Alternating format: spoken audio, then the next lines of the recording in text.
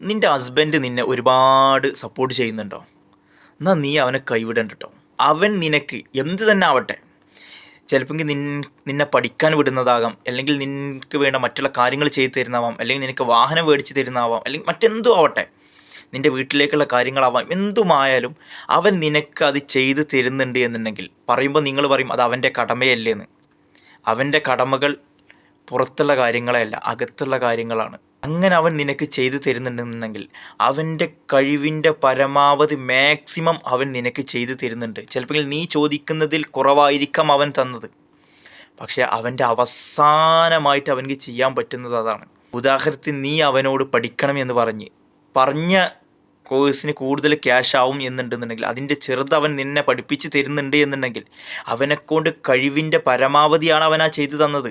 അതിൽ കൂടുതൽ അവനക്ക് ചെയ്യാൻ കഴിയില്ല, അല്ലെങ്കിൽ അവൻ്റെ കയ്യിലില്ല എന്ന് വേണം നീ മനസ്സിലാക്കാൻ. അല്ലാതെ അതിന് നീ ഒരിക്കലും പരാതി പറയരുത്, ഒരിക്കലും നീ അവനോട് പരിഭവം പറയരുത്, നിങ്ങളത് ചെയ്തു തന്നില്ലല്ലോ, ഞാൻ പറഞ്ഞത് ചെയ്തു തന്നില്ലല്ലോ എന്നുള്ളത്. കാരണം അവനെക്കൊണ്ട് കഴിയുന്നതാണ് അവൻ ചെയ്തു തന്നത്. അപ്പോൾ നീ അവനെ ചേർത്ത് പിടിക്കല്ല വേണ്ടത്. അവനക്ക് ഇനിയും ഉണ്ടെങ്കിൽ അവൻ നിനക്ക് ഇനിയും ചെയ്തു തരും. അതുകൊണ്ട് അങ്ങനെയുള്ള ഭർത്താക്കന്മാരെ ചേർത്ത് പിടിച്ചോളിട്ടോ, ഒരിക്കലും തള്ളി പറയരുത് അവരെ.